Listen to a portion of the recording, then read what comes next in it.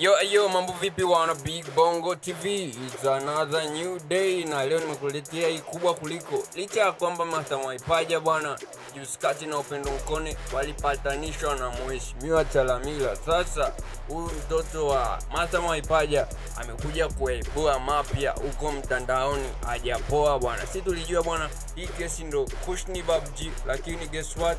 Joana anasema bado, na hii ni baada ya kupitia posti yake huko Instagram. Joan aliacha ujumbe mzito bwana, akisema yeye yote atakaye muongelea mama yake vibaya, yeye ataruka naye tu, yani anaruka naye, ataona kazi yake. Hii sasa ndipo ilipoibua bomu, yani mtandao kalipuka. Wapo waliomsupport wakisema huyo ni mtoto halisi anayemlinda mama yake, lakini wengine wakasema no, unajua tena wabongo.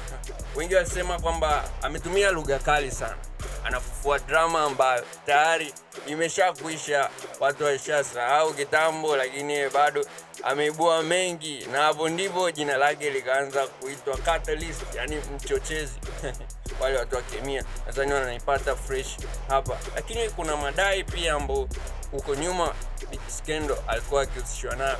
Unajua huyu ni wanasema ni binti yake wa kiroho, lakini kuna lifestyle ambao watu huko mtandaoni wanaongea mengi kwamba kuna namna ya sintofahamu fulani hivi ya lifestyle hawa wawili bwana. Hadi sasa hakuna uthibitisho rasmi, ni uvumi tu wa mitandaoni, lakini bado umeongeza moto kwenye hii story. Sasa ni kwa jina maswali hapo, wewe mwana Big Bongo TV, wewe unadhani Joan analinda tu heshima ya mama yake au anaendeleza moto bila kujua? Dondosha comment, usahau subscribe, like, share, turn on notification ili kupata update ya matukio mbalimbali yanayozidi kujiri every time I'm up.